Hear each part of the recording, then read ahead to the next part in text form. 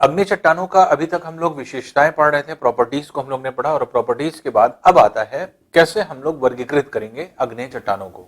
जैसे कि हम स्टार्टिंग में ही बताया कि अग्नि चट्टान कैसे बनती है, मैग्मा के जमाव के कारण पृथ्वी के आंतरिक भागों में और लावा के जमाव के कारण पृथ्वी के ऊपरी सतह पर। इसलिए अगर हम लोग इसको डिफरेंशिएट करें, क्लासिफाई करें, तो ये दो पार्ट में बढ़ जाएगा। तो पृथ्वी के भीतर मैग्मा है, पृथ्वी के बाहर लावा है। बाहर जो चट्टाने हैं जो लावा के जमाव से बनेंगी उनको क्या कहा जाएगा, वाह्य अग्नि चट्टाने, एक्सट्रूसिव इग्नियस रॉक्स। तो ये एक्सट्रूसिव इग्नियस रॉक्स हो जाती हैं। और आंतरिक भागों में मैग्मा के जमाव के कारण जो चट्टाने होती हैं वो इंट्रूसिव इग्नियस रॉक्स हो जाती हैं। तो एक्सट्रूसिव इग्नियस रॉक्स वाह्य अग्नि चट्टाने जो लावा के जमाव के कारण, और आंतरिक भागों में मैग्मा के जमाव के कारण जो चट्टाने होती है उनको आंतरिक अग्नि चट्टाने, इंट्रूसिव इग्नियस रॉक्स कहा जाता है। अब देखिए भीतरी भाग में क्या चट्टाने सारी आंतरिक अग्नि चट्टानों को हम क्या किसी और दो पार्ट में विभक्त करेंगे या तीन पार्ट में या चार पार्ट में। तो इसकी उपस्थिति के आधार पर जैसे हम लोग ने पढ़ा कि कभी कभी होता है कि बहुत बड़ा मैग्मा का क्षेत्र अंदर जो है आपके एक तरह से जमा होता है बहुत बड़े क्षेत्र में, और कभी कभी ये कुछ रास्ता बना करके ऊपरी भागों तक आने की कोशिश करता है, जिसकी वजह से अलग अलग दरारों में चला जाता है। तो कहीं दरारों में जा करके कहीं यहां जम गया, कहीं यहां जम गया, कहीं इस तरह जम गया, अलग अलग आकृतियों में। तो पृथ्वी के भीतरी भाग में भी चट्टाने या तो पृथ्वी की सतह के निकट होती हैं या बहुत गहराई पर होती हैं। तो इसलिए आंतरिक भाग की चट्टानों को दो पार्ट में बांटा जाता है। तो दो पार्ट में कैसे बांटा जाता है, अब एक बाहर चट्टान बनी, एक सबसे गहराई में बनी, इन दोनों के बीच में ये चट्टानें बन रही।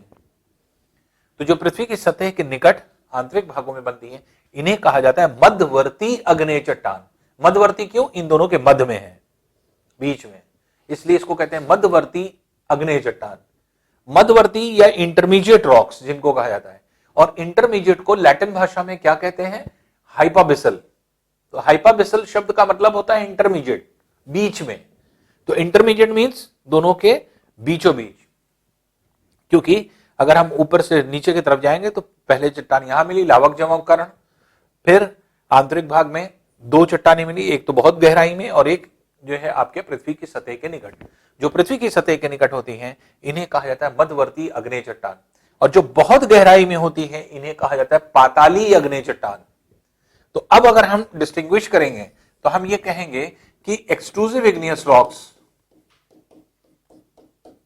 वाह्य अग्नेय चट्टान एक है जो लावा के जमाव के कारण बन रही है, और आंतरिक अग्नेय चट्टान जो इंट्रूसिव इग्नियस रॉक्स है ये दो पार्ट में बढ़ जाती है, एक सतह के ऊपर और एक सतह के नीचे। जो सतह के ऊपर जो ऊपरी भागों में होती है सतह में, तो पृथ्वी के भीतर जो है के निकट जो है आपकी जो चट्टान होगी जो ऊपरी भाग में के निकट होगी, तो ये चट्टान क्या है, ये ऊपर वाली चट्टान और नीचे वाली चट्टान के बीच है, इसलिए मध्यवर्ती अग्नेय चट्टान। तो इसे क्या कहेंगे, हाइपाबिसल रॉक्स, हाइपाबिसल। तो इसमें यूनान भाषा में और लैटिन में इसको क्या कहा जाता है, हाइपाबिसल के नाम से जाना जाता है। हाइपाबिसल मतलब इंटरमीडिएट, और जो अत्यधिक गहराई पर होती है उनको कहा जाता है पाताली चट्टानें, इनको प्लूटोनिक रॉक्स कहा जाता है, प्लूटोनिक रॉक्स। और वाह्य अग्नेय चट्टान जो बाहर है। तो आंतरिक अग्नेय चट्टान को दो पार्ट में बांट दिया गया, आंतरिक अग्नेय चट्टान, मध्यवर्ती अग्नेय चट्टान हो जाएगी, और पाताली चट्टान। अब देखिए, अब इन चट्टानों को अगर हम फिर से वर्गीकृत करें, ठीक से वर्गीकृत करें, तो हमने क्या कहा, हमने पहले वर्गीकरण किया पृथ्वी के बाहर लावा के जमाव के कारण वाह्य अग्नेय चट्टान, आंतरिक भाग में जो है मैग्मा के जमाव के कारण आंतरिक अग्नेय चट्टान, इंट्रूसिव इग्नियस रॉक्स, और बाहर वाली एक्सक्लूसिव इग्नियस रॉक्स थी। जो आंतरिक भाग में पाई जाने वाली चट्टान थी वो सतह के नजदीक भी होती है और बहुत ज्यादा गहराई में होती है। जो नजदीक होती है वो इन दोनों चट्टानों के बीच में होती है, इसलिए इसको क्या कहा गया, हाइपाबिसल रॉक्स। हाइपाबिसल मतलब इंटरमीडिएट रॉक्स, इसका मतलब मध्यवर्ती चट्टान। तो मध्यवर्ती अग्नेय चट्टान इसको कहेंगे। जबकि एक चट्टान बहुत गहराई पर पाई जा रही है, अत्यधिक गहराई में, अत्यधिक गहराई में पिघले हुए भाग के जमने से जो है आपकी चट्टानों का निर्माण होता है। तो ये चट्टानें क्या कहलाई जा रही हैं? ये चट्टानें जो है कहा जा रही है पाताली चट्टानें। अत्यधिक गहराई में पाई जाने वाली चट्टानों को पाताली चट्टान। अब यहां पे एक एक करके हम लोग देखने जा रहे हैं। ये पहला वाह्य अग्नि चट्टान, दूसरा हाइपोबेसल रॉक्स और तीसरा प्लूटोनिक चट्टान। तो इसमें से अगर हम देखें तो पहला एक्सक्लूसिव इग्नियस रॉक्स जो लावा के जमाव के कारण निर्मित होती है, इस तरह की चट्टान को क्या कहा जाता है? बसाल्ट। बसाल्ट क्या है कि जब लावा फ्लो करता है, लावा चारों तरफ क्षेत्र में जो है ज्वालामुखी उद्गार के बाद चारों तरफ फैल जाता है और फैलने के बाद धीरे धीरे करके आपके टेम्परेचर उसका रिड्यूस होता रहता है और पूरे क्षेत्र में फैल जाता है। और इस क्षेत्र में फैलने के बाद ये पूरा जो है एक तरह से ग्लासी लुक हो जाता है इसका, एकदम चिकना, जैसे लगता है कांच की तरह से, जैसे ग्लास चिकना होता है उसी तरह से चिकना जो है ब्लैक कलर में जो है आपके एक तरह से दिखाई पड़ता है पूरा बसाल्ट। तो बसाल्ट रॉक्स क्या होते हैं? चिकने रॉक्स होते हैं, ऐसे रॉक्स जो कि आपके बहुत स्मूथ आपको दिखाई पड़ेंगे और ग्लासी लुक होते हैं, एकदम चमकीले होते हैं, जिस तरह से कांच चमकता है तो उसी तरह से जो है ग्लासी लुक इनका भी होता है। तो ये जो आपकी चट्टानें होती हैं, इन बसाल्ट चट्टान, बसाल्ट में होता क्या क्या है? फेल्ड्स्पार सबसे ज्यादा होता है। तो अगर ये पूछा जाए बसाल्ट चट्टानों में सबसे ज्यादा उपस्थित क्या होता है, तो फेल्ड्स्पार होता है। फेल्ड्स्पार के अलावा हॉर्नब्लेंड होता है, क्वार्ट्ज होता है, फिर सिलिका होता है। ये सब जो है आपके प्रमुख तत्व हैं जो उसमें मौजूद होते हैं। तो चट्टानों में उपस्थित क्या है सबसे ज्यादा मात्रा में? फेल्ड्स्पार। तो ये प्रश्न क्योंकि आपके सिविल में पूछा गया था कि आपके इस बसाल्ट चट्टान में सर्वाधिक मात्रा में कौन सी चीज पाई जाती है, और यही 4 ऑप्शन दिए गए थे, जिसमें जो है आपके मोर देन 40% अकेले जो है आपके फेल्ड्स्पार होता है, कभी कभी 50% के अबव हो जाता है फेल्ड्स्पार। तो फेल्ड्स्पार सबसे ज्यादा मात्रा में होता है। तो नॉर्मली क्या है कि हम लोग ये मानते हैं कि फेल्ड्स्पार 40 से 60% के बीच में उपस्थित होगा। ऐसा नहीं कहा जा सकता कि हर बसाल्ट चट्टान में फिक्स रेशियो है, किसी में 55% हो सकता है, किसी में 56% हो सकता है, कहीं पर 52% हो सकता है, कुछ भी परसेंट हो सकता है। लेकिन सर्वाधिकता खाली पूछा जाए, परसेंट तो नहीं पूछा जाएगा, कभी पूछा जाता है सर्वाधिकता कि इस चट्टान में किसकी सर्वाधिक। तो बसाल्ट चट्टान में फेल्ड्स्पार की जो है आपके सर्वाधिकता। तो वाह्य अग्नि चट्टान का उदाहरण क्या हो गया जो पहला है? यह है बसाल्ट चट्टान। बसाल्ट के अलावा एक और चट्टान होती है प्यूमिस। प्यूमिस क्या होती है? प्यूमिस जैसे आपने देखा होगा कि ऐसे रॉक्स होते हैं जिसके अंदर छोटे छोटे गड्ढे बने होते हैं, रफ होते हैं, ये छोटे छोटे गड्ढे। और ये गड्ढे क्यों बन जाते हैं कि जब लावा होता है, लावा जब बहता है तो धीरे धीरे करके, क्योंकि एयर बबल्स उसमें ट्रैप हो जाते हैं, और ये एयर बबल्स जब फटते हैं तो स्पेस खाली कर देते हैं, और वहीं पर जो है फट करके जितने बबल्स होते हैं वो फटते हैं, फटने की वजह से जो उस जगह का पदार्थ है वो नीचे बैठ जाता है और वहां पे खाली जगह हो जाती है, ठंडा हो जाता है। तो एयर बबल्स ट्रैप रहते हैं। तो एयर बबल्स जो ट्रैप रहते हैं आपके गर्म लावा में, वही ठंडा होने के बाद गहरे गड्ढे बना देता है। तो ये खुरदुरे पत्थर होते हैं और इनको आपने देखा होगा, ये सफाई के काम आते हैं बहुत ज्यादा मात्रा में, जिससे सफाई की जाती है, जैसे टाइल्स की सफाई की जाती है, रगड़ाई की जाए, या फिर आपने देखा होगा घरों में हम लोग पैरों को साफ करने के लिए इस तरह का जो है आपके प्यूमिस स्टोन लाते हैं। तो प्यूमिस स्टोन जैसे व्हाइट कलर में आपने देखा होगा, या रेड कलर का स्टोन देखा होगा, रेड कलर का जो पत्थर आता है जिससे पैर रगड़े जाते हैं, पैर अगर गंदे हो जाते हैं, एड़ी गंदी हो जाती है, तो एड़ी को रगड़ने के लिए खुरदुरे पत्थर होते हैं छेददार, तो वो क्या है? वो प्यूमिस स्टोन है। तो प्यूमिस स्टोन कह करके, जैसे मान लीजिए आपको मार्केट में लेने जाना है, या फिर उसके लिए आप मार्केट में कहेंगे प्यूमिस स्टोन दे दो, तो आपको वही निकाल करके देगा। तो ये स्टोन्स क्या होते हैं? ये लावा के क्षेत्र में ही, ये भी वाह्य अग्नि चट्टान के उदाहरण है। तो जब चट्टान चिकनी रहेगी, एकदम जो है स्मूथ रहती है, तो वो बसाल्ट हो जाती है।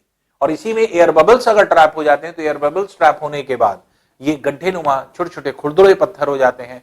और ये खुरदुरे पत्थरों का इस्तेमाल जो होता है मेनली सफाई में होता है, क्लीनिंग में होता है। सफाई कैसे? टाइल्स की सफाई के लिए चाहिए होती है, घरों में हम लोग अपने हाथ पैर साफ करने के लिए इस्तेमाल करते हैं, या डेंटिस्ट भी इसका इस्तेमाल करते हैं प्यूमिस का। तो प्यूमिस का इस्तेमाल करके जो है दांतों को साफ करने का जो है काम किया जाता है। तो इस तरह से जो है एक तरह से इसको कहा जाए कि ये जो प्यूमिस है ये भी जो है आपके वाह्य अग्नेय चट्टान के अंतर्गत आता है। तो वाह्य अग्नेय चट्टान अगर हम ये कहें एक्सक्लूसिव इग्नियस रॉक्स, ये क्या है, एक ऐसा चट्टान है जो कि लावा के जमाव के कारण निर्मित हो रहा है, जिसके दो प्रमुख उदाहरण हुए, एक हुआ बसाल्ट और एक हुआ प्यूमिस। फिर आंतरिक अग्नेय चट्टान में जैसे हमने कहा पहला hypobasal rocks, igneous rocks. Hypobasal rocks में ढेर सारे हम लोग ने रॉक्स पढ़े थे, जैसे क्षैतिज अवस्था में हॉरिजॉन्टल डायरेक्शन में जो कि पृथ्वी की सतह के समानांतर चट्टानें बनती तो उनको क्या कहते थे, सिल कहते थे।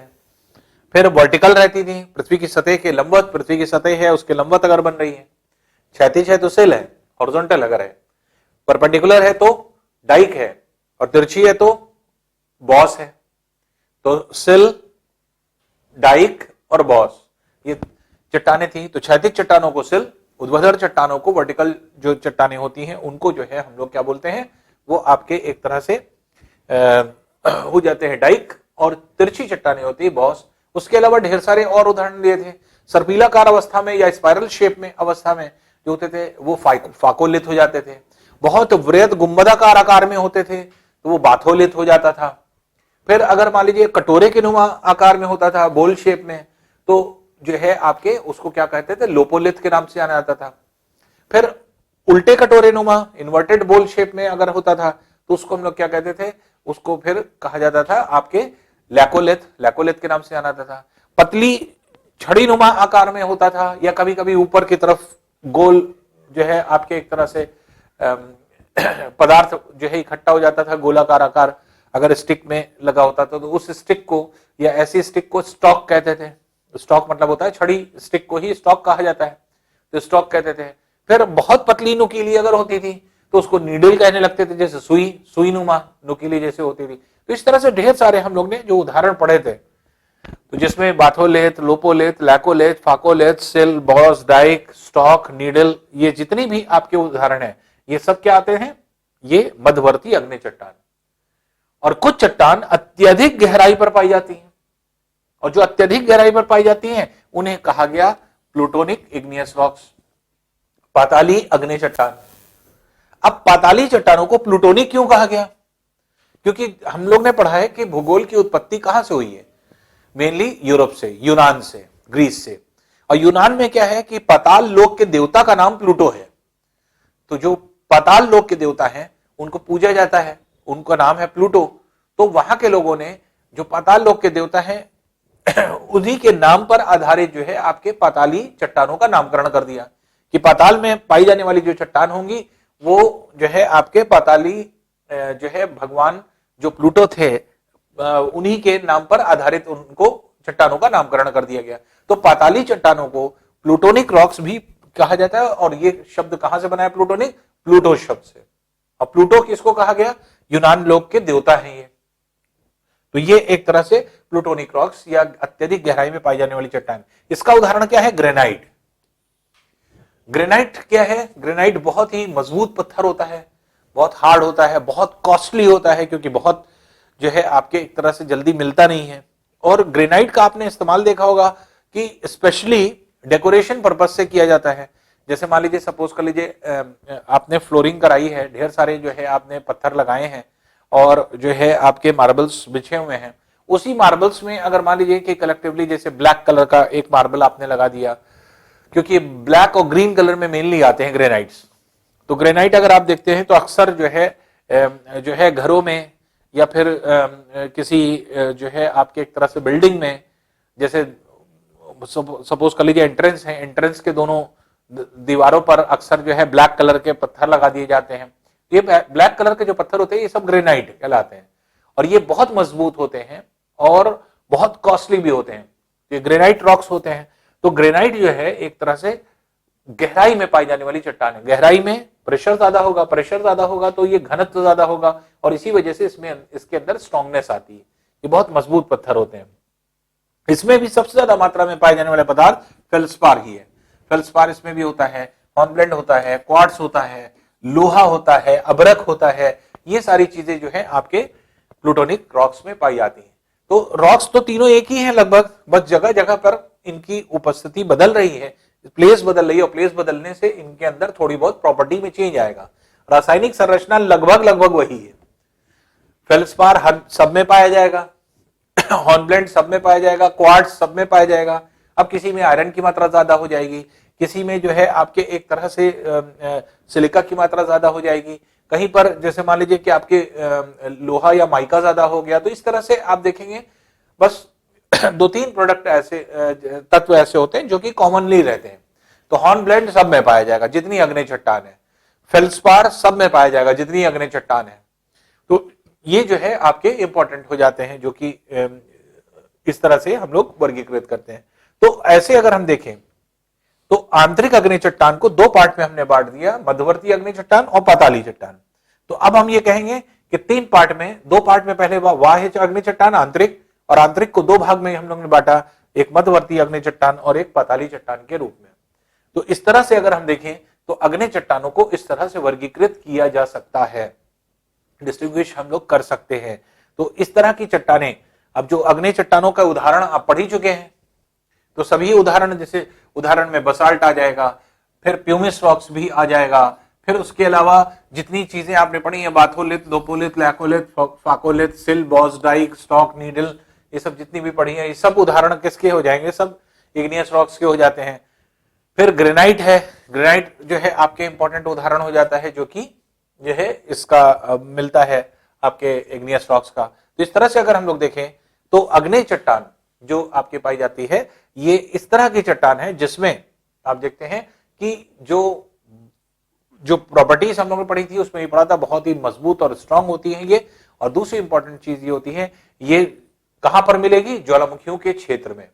पिघला पदार्थ के जमाव से, लावा या मैग्मा के जमाव से ही इस तरह की चट्टान का निर्माण होता है।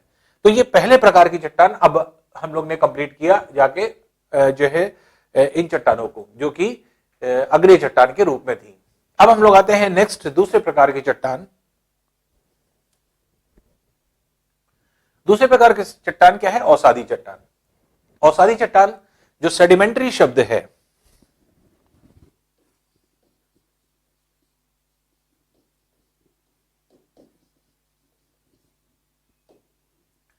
ये सेडिमेंट्री शब्द कहां से लिया गया है? सेडिमेंटम से।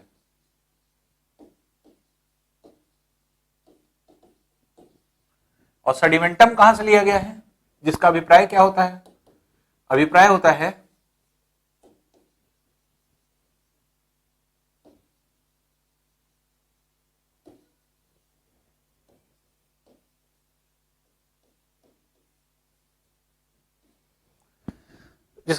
सेडिमेंटम शब्द का settling down of particles. Particles मतलब सेडिमेंट्स।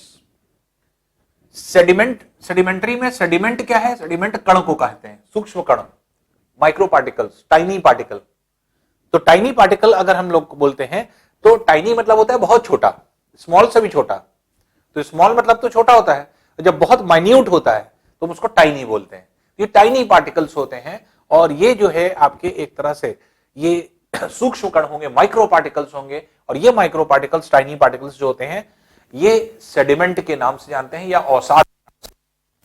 अब ये जैसे हम कह रहे हैं सेटलिंग डाउन ऑफ पार्टिकल्स, जिस सेडिमेंटम शब्द का मतलब है, इसका मतलब क्या हुआ? जैसे फॉर एग्जांपल ग्लास हमने लिया, ग्लास में हमने बालू या मिट्टी का एक पानी ले लिया, पानी जिसमें बालू या मिट्टी मिली हो, और उसको स्टर कर दिया।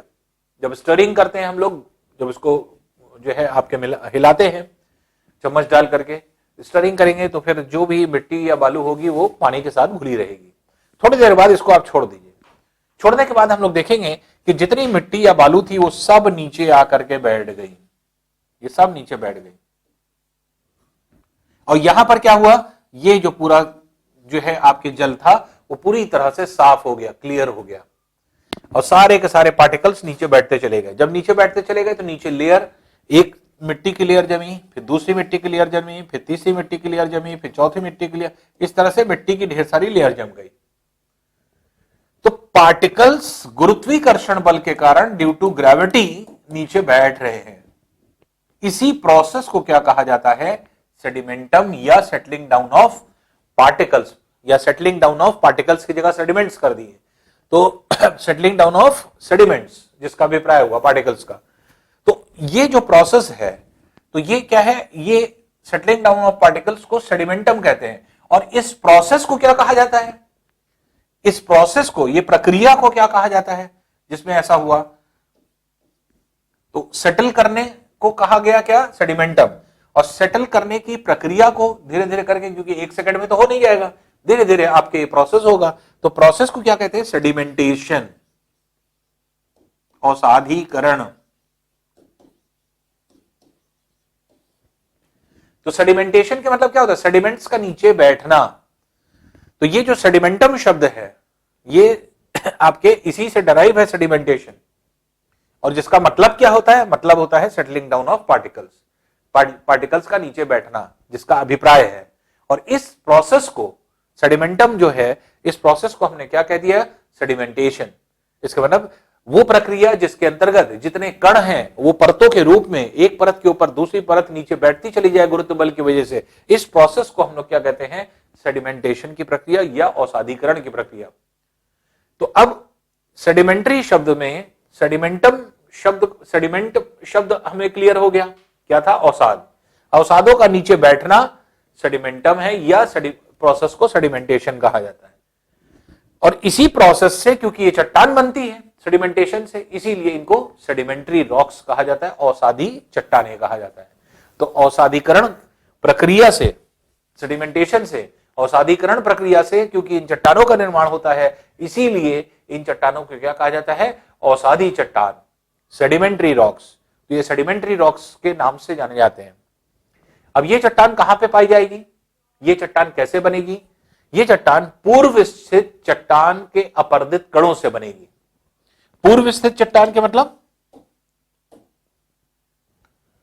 पूर्व स्थित चट्टान, जैसे पहले से कोई चट्टान अगर है, जैसे मान लीजिए कोई नदी है, पर्वतीय क्षेत्र से होकर के आ रही है, तो जब आती है तो ये गहरी गहरी घाटी काट लेती है अपने रास्ते से, छोटे छोटे कंकड़ पत्थर को तोड़ लाती है, और जहां पे आती है नदी अपने आसपास के क्षेत्र में छोटे छोटे कंकड़ पत्थरों को जमा कर देती है। तो नदी का जो बहाव होता है, इसमें क्या हो जाते हैं, आसपास के क्षेत्र में छोटे छोटे कंकड़ पत्थर जमा हो जाते हैं। जैसे अक्सर आपने देखा होगा बाढ़ की प्रक्रिया, फ्लडिंग जो होती है, तो फ्लड आना का मतलब क्या होता है, बाढ़ आना।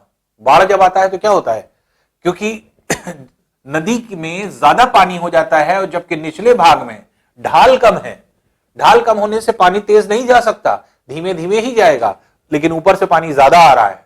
जब ज्यादा आ रहा है तो जाएगा क्या, जिधर जितना इसका फ्लो होता है उससे ज्यादा क्षेत्र में ये फैल करके बहने लगता है, इसलिए मैदानी क्षेत्र में चला जाता है, रिहायशी क्षेत्र में चला जाता है पानी। तो अब ये रिहायशी क्षेत्र में चला गया, इसी को फ्लडिंग कहते हैं, फ्लड आना, बाढ़ आना। तो जब ऊपरी भाग में जल का स्तर बढ़ता है, तो जल के स्तर बढ़ने से मैदानी क्षेत्र में, क्योंकि ढाल कम होती है, धीमी गति से जल का बहाव होता है, तो अब नदी क्योंकि तेज तो बह नहीं सकती, तो ऐसी कंडीशन में जो ऊपर से ज्यादा पानी आता है वही फैल जाता है, और जो इसका फैलाव होता है इसी को क्या कहा जाता है, आपके बाढ़ आना। तो जिन क्षेत्रों में बाढ़ आती है, क्या होता है, बाढ़ आएगी, बाढ़ का पानी वापस गया, एक परत जमा करके चला गया, यहाँ पे एक परत जम गई। आप देखते हैं जब बाढ़ का पानी पीछे जाता है, ढेर सारे मलबा और गंदगी छोड़ करके जाता है, ये छोड़ करके चला गया। अगली बार फिर क्या होगा, अगले साल फिर बाढ़ आएगी, फिर फैल गया, फिर बाढ़ वापस गई, फिर एक परत जमा गया। इस तरह हर साल अगर एक परत जमती रहे, फिर अगले साल दूसरी परत, फिर तीसरी परत, फिर चौथी परत, फिर पांचवी परत, और उसके बाद धीरे धीरे करके ड्यू टू प्रेशर ये सारी परत आपस में इकट्ठा होती चली जाए, तो इस परत के ऊपर परत, परत के ऊपर परत रख करके अगर हम देखें तो इस तरह से जो परतें होती हैं आपस में फ्यूज कर जाती हैं, और फ्यूज करके एक मुलायम चट्टान को जन्म दे देती हैं, इसी से चट्टान बन जाती है, सिंपल चट्टान, जो कि कणों के जो है आपके बैठने की वजह से या लेयर के फॉर्म में बैठने की वजह से बनी। तो ये जो आपके चट्टाने बनती हैं, इन्हीं को क्या कहा जाता है, औषाधी चट्टाने या सेडिमेंट्री रॉक्स के नाम से इनको जाना जाता है। तो सेडिमेंट्री रॉक्स क्या है, औषाधी चट्टाने क्या है, जो औषाध के जमाव के कारण निर्मित हुई है। तो औषाध के जमाव के कारण निर्मित होने वाली ये चट्टान जो है औषाधी चट्टान के नाम से जानी जाती है।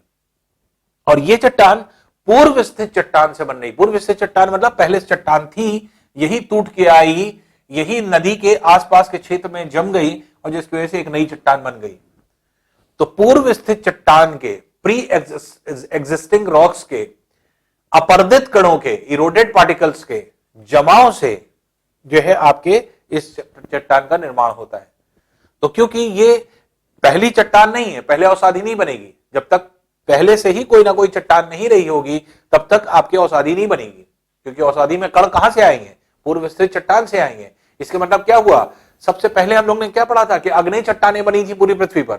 इसके मतलब क्या हुआ कि अवसादी चट्टान कैसे बनी होगी, अग्नेय चट्टानों के अपर्दन से। अग्नेय चट्टानें जब अपर्दित हुई होंगी तो उसने छोटे छोटे कणों को छोड़ा होगा, यही कण जाकर के जमा हो गए और उन्हीं को क्या कहा गया, उन्हीं को कह दिया गया आपके अवसादी चट्टानें। तो ये अवसादी चट्टानें हो जाएंगी जो आपके इस तरह से कणों के जमाव के कारण बनती हैं। ये प्री एग्जिस्टिंग रॉक्स के इरोडेड पार्टिकल्स के डिपोजिशन से जो है आपके बनने वाली चट्टानें होती हैं, जो कि अवसादी चट्टान के नाम से जानी जाती हैं। इनको सेकेंडरी रॉक्स क्यों कहा जा रहा है, रीजन अभी हमने आपको बताया। पूर्व स्थित चट्टान से टूटे हुए कण के जमाव से ये बन रही हैं। इसके मतलब कि ये पहली बार नहीं बन रही हैं, बल्कि पहले चट्टान बन चुकी थी, वो चट्टान टूट करके अब दूसरी प्रकार की चट्टान बना रही है। तो प्राथमिक चट्टानों के टूटने के बाद दूसरे प्रकार की सेकेंडरी चट्टान बन रही है। तो अग्नि चट्टान क्या थी, प्राथमिक चट्टान क्यों कहा गया था, क्योंकि सबसे पहले उनका जन्म हुआ था। तो सबसे पहले अग्नि चट्टान बनी, अग्नि चट्टानों के ही अपर्दित कणों के जमाव से बनी अवसादी चट्टान, इसलिए अवसादी चट्टान को क्या कहेंगे, सेकेंडरी रॉक्स। दूसरी इंपॉर्टेंट चीज ये होती है सेकेंडरी रॉक्स के अलावा अब इस चट्टान का एक और नाम है स्टडीफाइड रॉक्स। स्टडीफाइड रॉक्स किसको कहते हैं, हिंदी में इसको कहते हैं परतदार चट्टान। स्टडीफाइड जो होता है, स्टडीफाइड जो शब्द बना है ये बना है स्ट्रेटा शब्द से।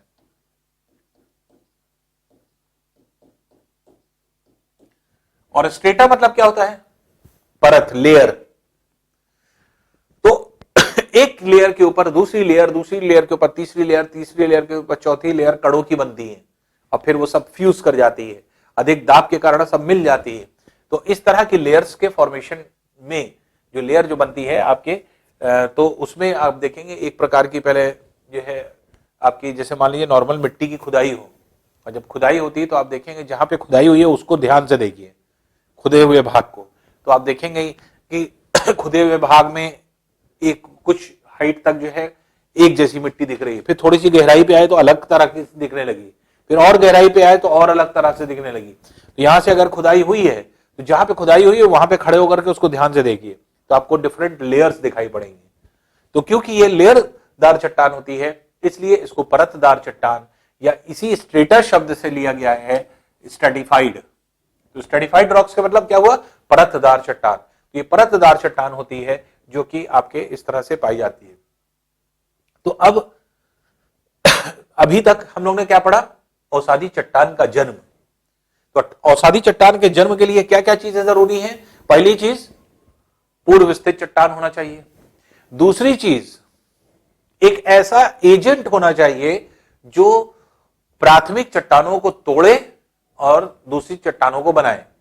और इस तरह के एजेंट क्या हो सकते हैं, जैसे हवा है, विंड है, रिवर का फ्लो है, वाटर फ्लो। तो वाटर का फ्लो क्या करेगा, इसको तोड़ेगा और फिर निचले भागों में ला करके दूसरी जगह पर इन कणों का जमाव कर देगा, तो कण जो है आपके जम जाते हैं। तो एक तरह से अवसादी चट्टान के लिए एक सबसे इंपॉर्टेंट चीज क्या है, प्री एग्जिस्टिंग रॉक्स का होना, पूर्व स्थित चट्टान का होना। और पूर्व स्थित चट्टान का जब अपर्दन होगा तो अपर्दित कण के जमाव से जो चट्टान बनती है उसी चट्टान को हम लोग क्या कहने लगते हैं, अवसादी चट्टान के नाम से जानते हैं। तो इस तरह से अगर हम लोग देखें तो ये अवसादी चट्टानें जो बनती हैं ये जो है क्या क्या कहलाई, अभी तक हम लोगों ने क्या क्या पढ़ा कि ये अवसादीकरण प्रक्रिया से बनती हैं, सेडिमेंटेशन प्रक्रिया से बनती हैं, और अवसादों के जमाव से बनती हैं, सेटलिंग डाउन ऑफ सेडिमेंट से बनती हैं।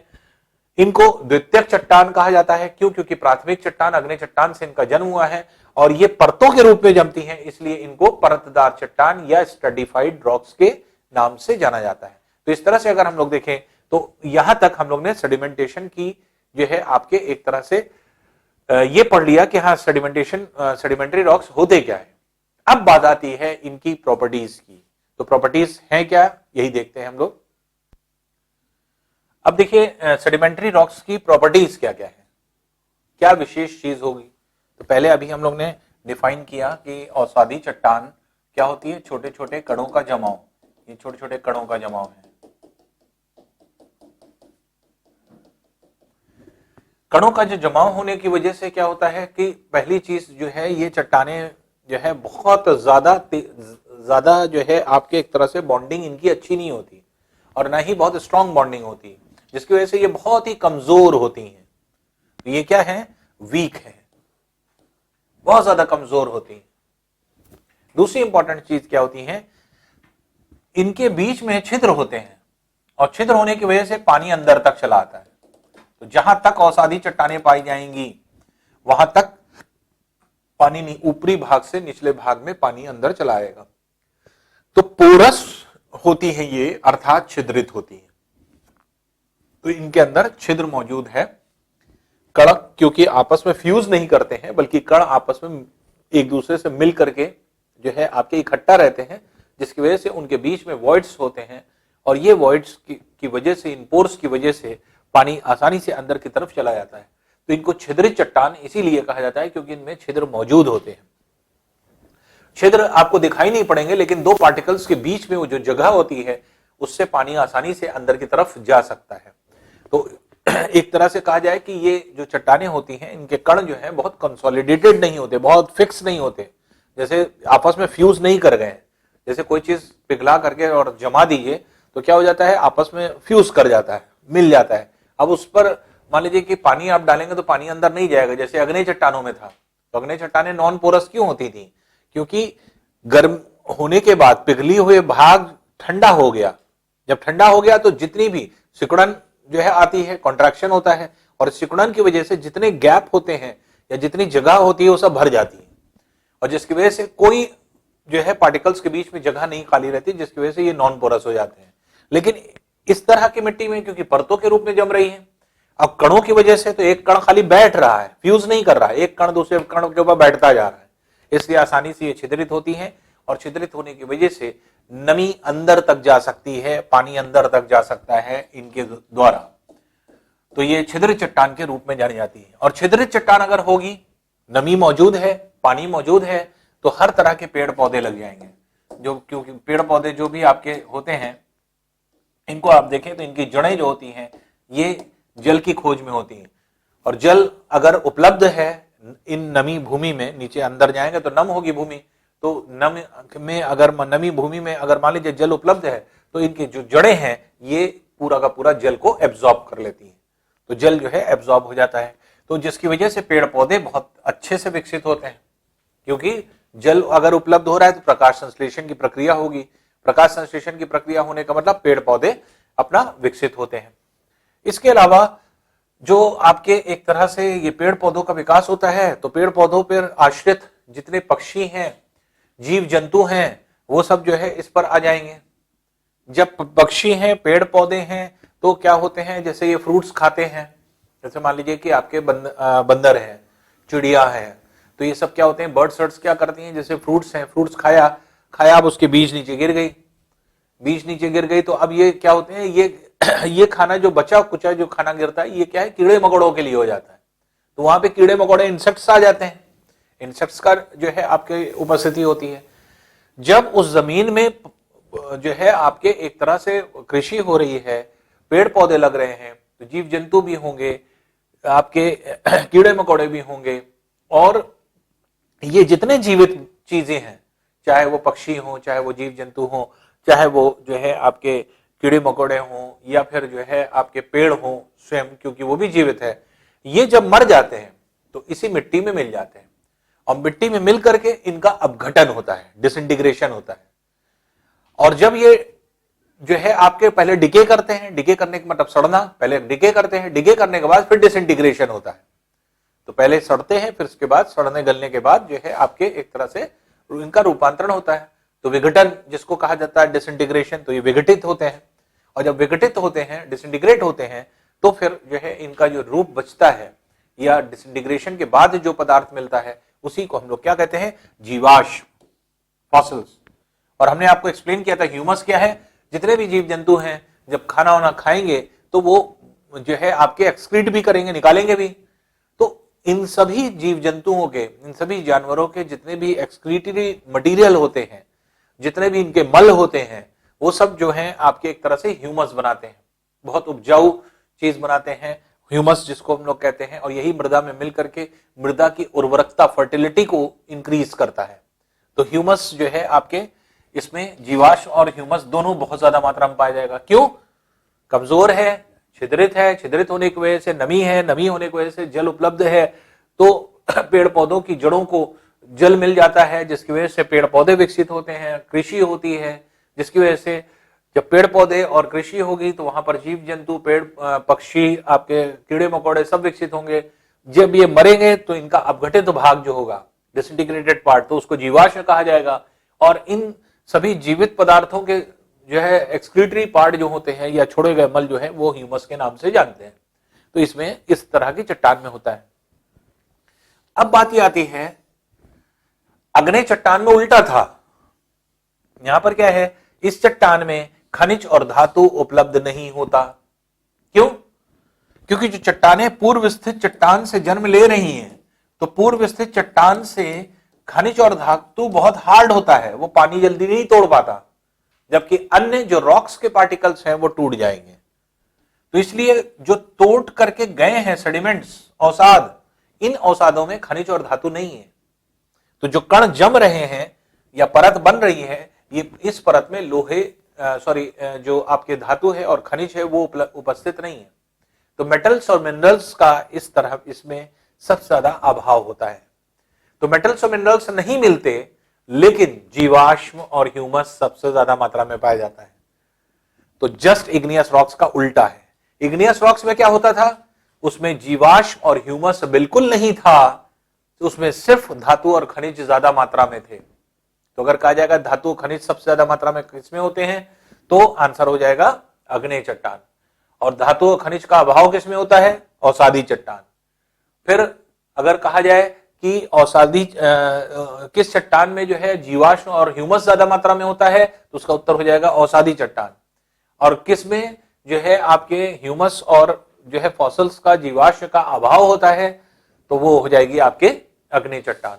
तो इस तरह से ये क्वेश्चंस बहुत पूछे जाते हैं, इसलिए ये चीज क्लियर करना जरूरी है, क्योंकि ये पार्टिकल्स पूर्व स्थित चट्टान से टूट करके आ रहे हैं, इनका खनिज और धातु से कोई संबंध नहीं होता है, इसलिए जमे हुए कण में खनिज और धातु नहीं पाया जाता। और यही रीजन है कि नदियों के आसपास के क्षेत्र में आप देखेंगे कहीं पर भी जो है आपके किसी भी धातु या खनिज का पार्ट आपको नहीं दिखाई पड़ेगा। तो खनिज और धातु नहीं उपलब्ध होता है ऐसी जगह पे।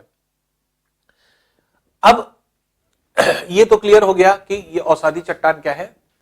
जैसे हम लोग नॉर्मली हम लोग देखते हैं, जो पीली मिट्टी है हम लोगों के रीजन में, अगर हम उत्तर प्रदेश की पूरी बेल्ट की बात करें, पंजाब, हरियाणा, उत्तर प्रदेश और ये पूरा रीजन, तो ये पूरी पीली मिट्टी वाला है। थोड़ा सा और नीचे चलेंगे, मध्य प्रदेश और ये सब महाराष्ट्र और ये सब रीजन में जाएंगे, तो ये आपके यहाँ पर लाल मिट्टी होने लगेगी। थोड़ा सा और नीचे अगर जाएंगे तो गुजरात, महाराष्ट्र और कर्नाटक के क्षेत्र में वहीं पे काली मिट्टी होने लगेगी। तो यहाँ पर क्या है कि तत्वों के बदलने से मिट्टी का रंग बदलता चला जाता है। तो जो पीली मिट्टी है नॉर्मली, ये सब मिट्टियां जो है ये क्या है, अवसादी चट्टानें हैं। ये सब अवसादी चट्टान के रूप में जानी जाती है। अब ये अवसादी चट्टान कैसे हो गई या किस तरह से हो गई, बस ये है कि काली मिट्टी से, जो आपके एक तरह से बसाल्ट चट्टान से जो अपर्दित कण होते हैं वो जाकर के जमा होते हैं तो काली मिट्टी बनती है। लेकिन वो भी काली मिट्टी अवसादी चट्टान ही हो गई, जबकि बनी वो किससे है, अग्नेय चट्टान से, बसाल्ट के टूटे हुए कण से। लेकिन टूटे हुए कण किसकी तरह बिहेव कर रहे हैं, पार्टिकल्स का लेयर के फॉर्म में इकट्ठा होना, अर्थात सेडिमेंट्री रॉक्स की तरह जो है आपके ट्रीट हो रहे हैं। इसलिए जितनी भी मृदा होती है, चाहे वो मृदा का प्रकार चाहे सॉइल हो, चाहे वो क्ले हो, क्ले मतलब होता है मृतिका जिसमें सिलिका की मात्रा ज्यादा होती है, चिकनी मिट्टी जैसे मड होती है जिसको हम लोग बोलते हैं सूक्ष्म कण वाली मड है। तो ये सब जितने भी आपके इस तरह की चट्टानें हैं, ये सब के सब जो हैं आप ये कह सकते हैं कि ऐसी चट्टानें होती हैं जो जिसमें जो है नॉर्मली अगर हम लोग देखें तो जो मेन प्रॉपर्टी है कमजोर है, छिद्रित है, छिद्रित होने की वजह से इसमें जीवाश्म ह्यूमस भी है और मेटल्स और मिनरल्स की जो है आपके पूरी तरह से अभाव होता है इस तरह की चट्टान में। अब ये चट्टान के क्या उदाहरण हो सकते हैं? जैसे हम लोग ने जो है आपके अग्नि चट्टानों के उदाहरण पढ़े थे, जैसे बसाल्ट पढ़ा था, प्यूमिस पढ़ा था, उसके अलावा ग्रेनाइट पढ़ा था। ये सब क्या थे? ये सब अग्नि चट्टानों के उदाहरण थे। उसके अलावा sill, boss, dyke, phacolith, batholith, lopolith, laccolith, stock है, नीडल है, ये सब जितने भी आपके वो थे, तो वो सब क्या थे? ये सारे के सारे जितने भी आपके एक तरह से चट्टाने थी, ये सब के सब जो हैं आपके अग्नि चट्टान की एग्जाम्पल्स थी।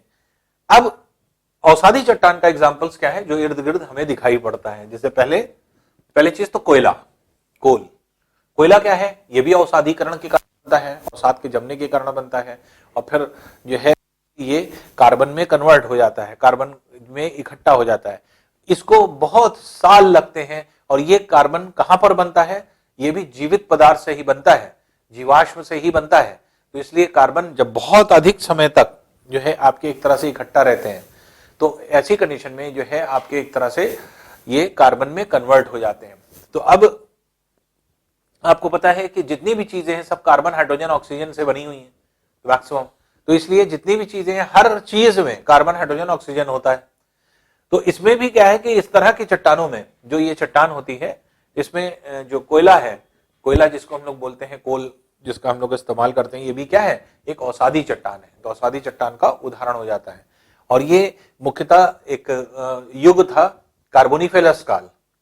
तो कार्बोनिफेरस रीजन जो था, उस समय की जो है आपके उस समय से कोयला बनना शुरू हुआ, या उस टाइम से जो है कोयले का निर्माण शुरू हुआ। क्योंकि फौरन ही कोयला नहीं बना, पृथ्वी की उत्पत्ति हो जाने के बाद धीरे धीरे करके आपकी जब चीजों का कन्वर्जन हुआ, तो आपके एक तरह से कोयले को बनने में काफी समय लगा। तो कार्बोनिफेरस काल जो था, उस काल में आकर के इसका जन्म हुआ। इसीलिए कार्बोनिफेरस काल से ही कार्बन शब्द लिया गया है। इसीलिए जो है आपके जितने भी कोयला है या फिर ग्रेफाइट है, ये सब कार्बन है, जो कि आपके एक रूप के कोयले के रूप में आपके दिखाई पड़ते हैं। इसके अलावा माइका का इस्तेमाल हम लोग करते हैं। माइका जो है बहुत ज्यादा इस्तेमाल होता है अब तो। और माइका जो है आपके एक तरह से किस तरह से, क्योंकि ये माइका का इस्तेमाल अगर हम लोग देखें, जिसको हिंदी में अब्रक कहते हैं, तो अब्रक जो है या माइका जो है, इसका इस्तेमाल क्योंकि ये इंसुलेटेड मटेरियल होता है, इंसुलेटर होता है। इंसुलेटर होने की वजह से, इंसुलेटर किसको कहते हैं? जो हीट और जो है इलेक्ट्रिसिटी को ट्रांसफर ना करे या रोके, या फिर उसका कोई इफेक्ट ना हो हीट और इलेक्ट्रिसिटी का, तो वो सब क्या होते हैं? वो सब इंसुलेटर्स होते हैं। तो इंसुलेटर जो है एक तरह से माइका है, जिसकी वजह से हम लोग क्या करते हैं, जैसे स्विच बोर्ड है या स्विचेस हैं, तो ये स्विचेस या स्विच बोर्ड जो हम लोग बनाते हैं वो माइका का बनाते हैं। या व्हाइट बोर्ड्स आपने देखा है जिसमें मार्कर से लिखा जाता है, पढ़ा जाता है, तो व्हाइट बोर्ड्स जो होते हैं वो क्या है? वो माइका है। उसी माइका से हम लोग क्या करते हैं, एक तरह से माइका का यूज किया जाता है जैसे ऑफिसेस में सेपरेशन करने में, जैसे टेम्पररी सेपरेशन बनाना है या छोटा सा केबिन बनाना है, तो माइका की शीट का इस्तेमाल कर लेते हैं। तो माइका बहुत जगह पर बहुत अलग अलग तरीके से इस्तेमाल होता है।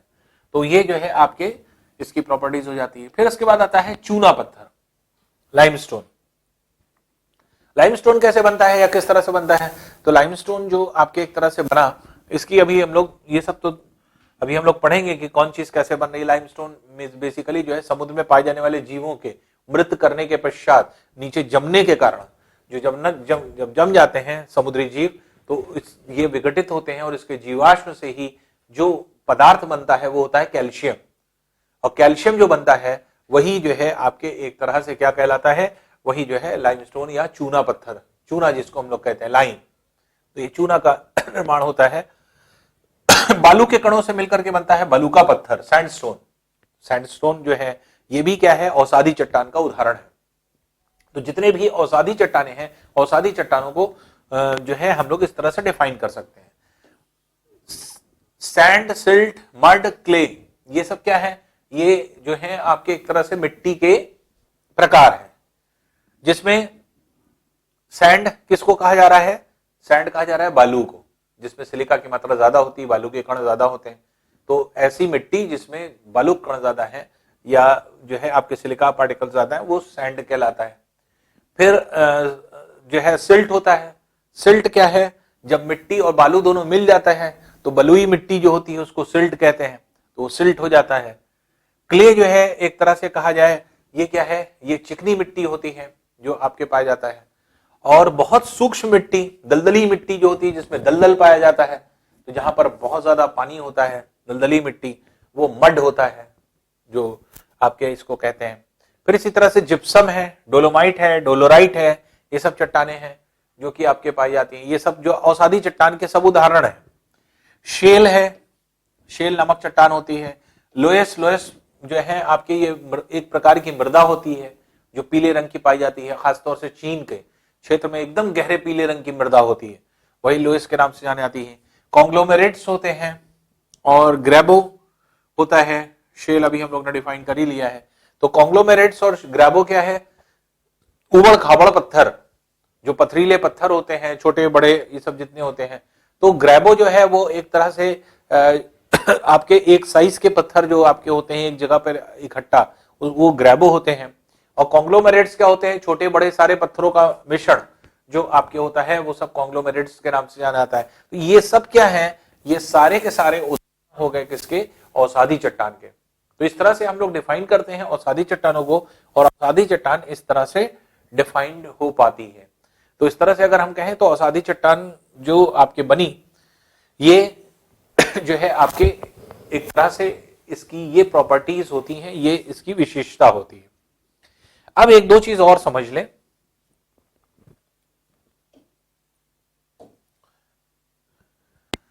वो क्या है, औषधि चट्टान एक ऐसी चट्टान है जिसके आधार पर पृथ्वी की आयु की गणना की गई है।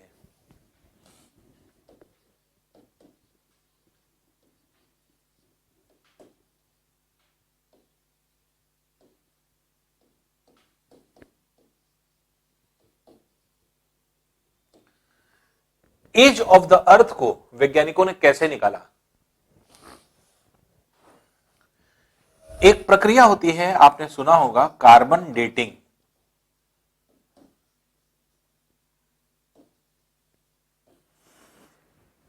कार्बन डेटिंग,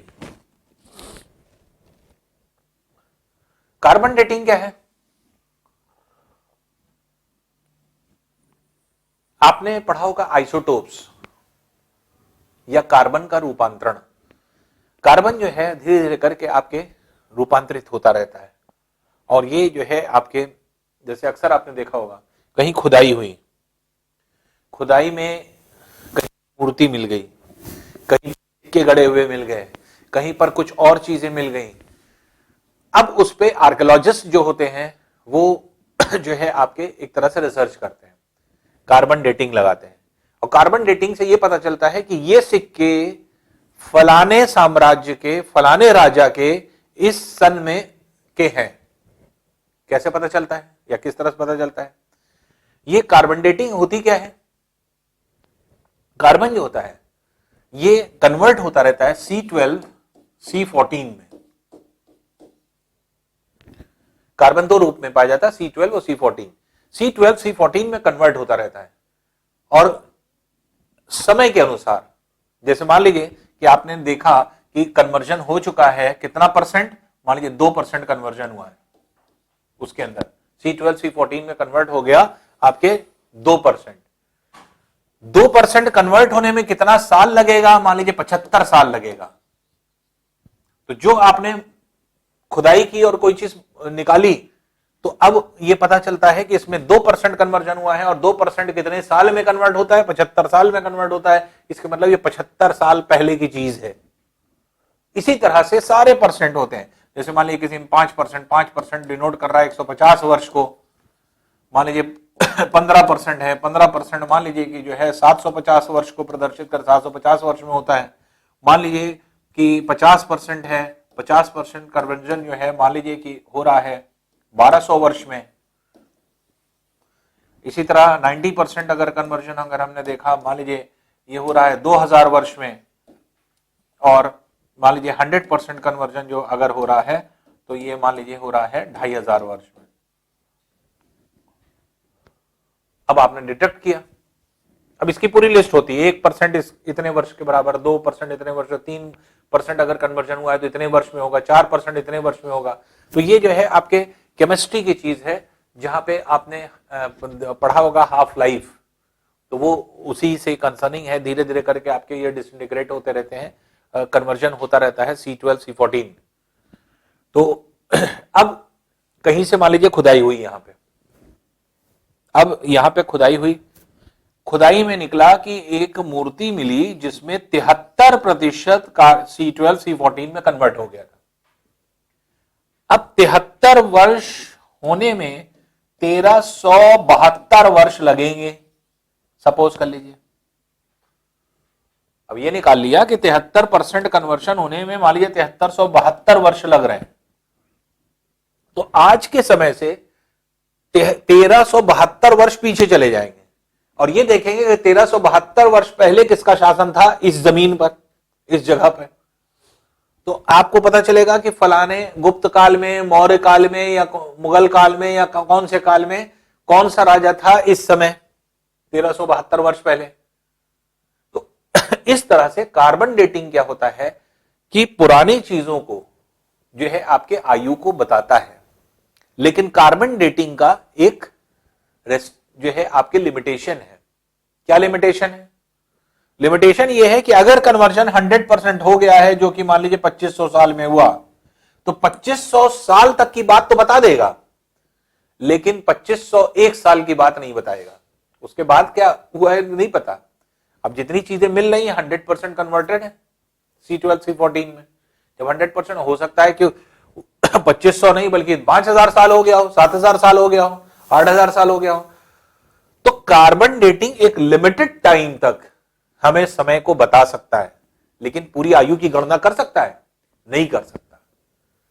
तो कार्बन डेटिंग से हम कुछ समय पूर्व तक की गणना कर सकते हैं चीजों की, कि कितने साल पहले ये इसका जन्म हुआ या इसकी उत्पत्ति हुई या किस तरह से जो है उसको निर्मित किया गया।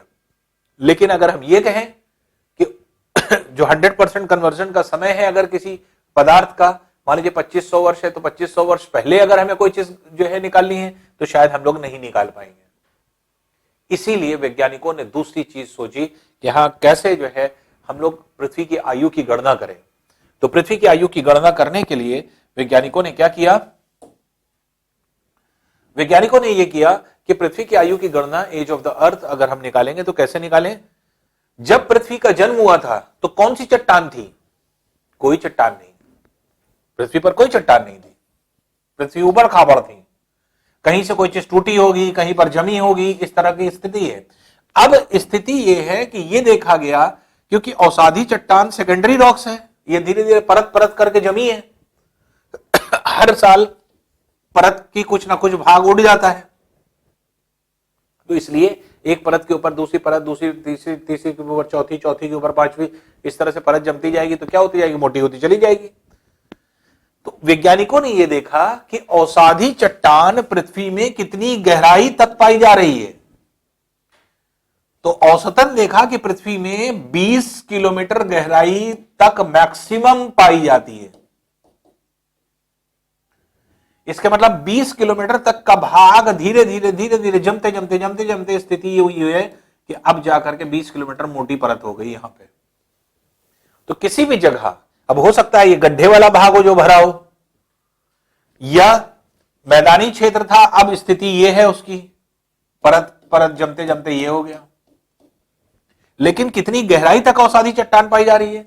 कितनी गहराई तक औषधि चट्टान पाई जा रही है? तो पृथ्वी की सतह से 20 किलोमीटर से ज्यादा वैज्ञानिकों ने देखा कि औषधि चट्टानों की उपस्थिति नहीं होती। मैक्सिमम पृथ्वी की सतह से मैक्सिमम 20 किलोमीटर गहराई तक पाई जाती है। तो इसका मतलब कि पहले जब पृथ्वी का जन्म हुआ था तब तक पृथ्वी पर यहां तक चट्टान थी, अब इतनी उम्र बढ़ गई। तो इतनी बढ़ने में कितना वर्ष लगा? तो इसको एक्सपेरिमेंटली जब निकाला गया तो यह देखा गया कि 3 सेंटीमीटर मोटी परत को जमने में 100 वर्ष का समय लगता है। जैसे मान लीजिए किसी घर को छोड़ करके चले जाइए और उस घर को 100 साल बाद आइए उस घर में वापस, तो हर एक चीज पर गर्दा की परत जो है 3 सेंटीमीटर मोटी जम जाएगी। 100 साल में। गर्दा के ऊपर गर्दा बैठती जाएगी, बैठती जाएगी, बैठती जाएगी। तो ये क्या है, एक्सपेरिमेंटली निकाला गया है। 3 सेंटीमीटर मोटी परत को जमने में 100 वर्ष का लगभग समय लगता है। इसलिए ये निकाला गया कि 20 किलोमीटर मोटी परत कितने समय में जो है जमी होगी, और जितने समय में जमी होगी, जितना समय लगा होगा, उतनी आयु है पृथ्वी की।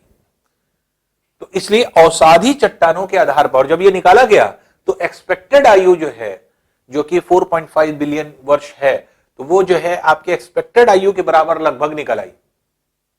जो अनुमान है वैज्ञानिकों का कि हाँ इतने समय पहले जो है पृथ्वी का जन्म हुआ होगा, तो ये जो है अनुमान लगभग लगभग आपके वहां पर आ गया कि 20 किलोमीटर मोटी परत कितने समय में जमेगी, वो आपके बात क्लियर हो गई।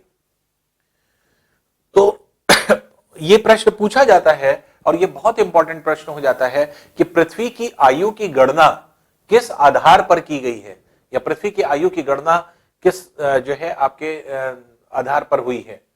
तो पृथ्वी की आयु की गणना अगर हम कहें तो पृथ्वी की आयु की गणना औसाधी चट्टान के आधार पर की गई है। तो ये क्वेश्चन का आंसर हो जाएगा औसाधी चट्टान। एक और इंपॉर्टेंट चीज, पृथ्वी की सतह पर प्रारंभिक अवस्था में अग्नेय चट्टान थी, लेकिन आज अग्नेय से टूट टूट करके औसाधी भी बनी, औसाधी का भी जन्म हुआ। और तीसरी अभी चट्टान जो अभी हम लोग को पढ़ना बाकी है, वो कायांतरित भी बनी। तो अग्नेय चट्टान पहले थी, तो इसका मतलब पहले अग्नेय चट्टान मैक्सिमम थी, लेकिन इसके टूट टूट करके जमा होने से औसाधी चट्टान बनी, तो इसलिए जो है आपके औसाधी चट्टान भी बन गई। तो अब जो है आपके एक तरह से ये कहा जाए कि ये चट्टानें जो आपके बनी हुई हैं, वो चट्टान अग्नेय भी हैं, औसाधी भी हैं।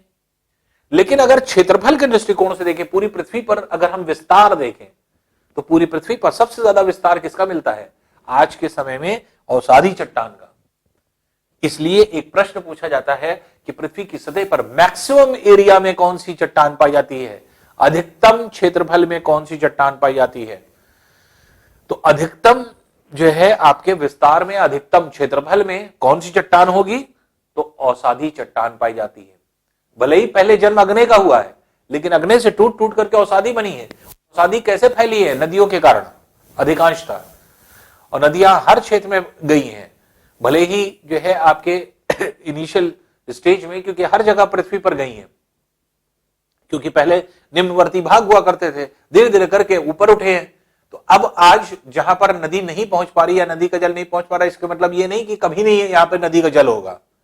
तो ऐसी कंडीशन में क्या होता है, ऐसी कंडीशन में यह देखा जाता है कि औसाधी चट्टान एक ऐसी चट्टान है जो अब वर्तमान समय में अधिकतम जो है आपके रीजन में, अधिकतम जो है आपके एक तरह से फैली हुई चट्टान है। तो ये बहुत इंपॉर्टेंट क्वेश्चन बन जाता है कि अधिकतम क्षेत्रफल पर कौन सी चट्टान पाई जाती है, या जो है आपके कितनी गहराई में कौन सी चट्टान पाई जाती है, यह भी पूछा जाता है। तो अधिकतम 20 किलोमीटर गहराई याद रखिए कि पृथ्वी जो औसाधी चट्टान है वो 20 किलोमीटर गहराई से ज्यादा नहीं मिलती, उसके अंदर नहीं है।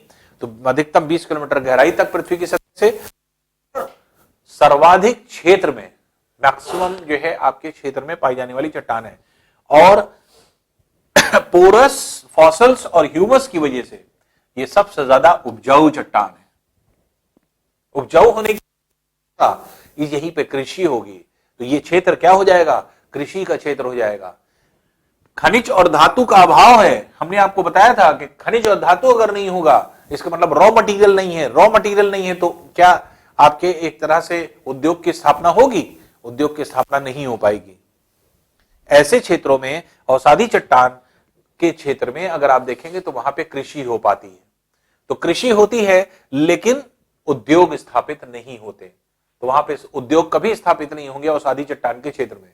वहां पे आप हमेशा कृषि प्रधान क्षेत्र देखेंगे, तो ये कृषि प्रधान क्षेत्र में कन्वर्ट हो जाता है। और ये जो है आपके औसाधी चट्टान जो है आपके एक तरह से इनमें खनिज और धातु का पूर्णतः अभाव होने की वजह से उद्योगीकरण इस क्षेत्र में नहीं हो पाता। तो ये दूसरे प्रकार की चट्टान हो जाती है जो आपके औसाधी चट्टान के नाम से जानी जाती है।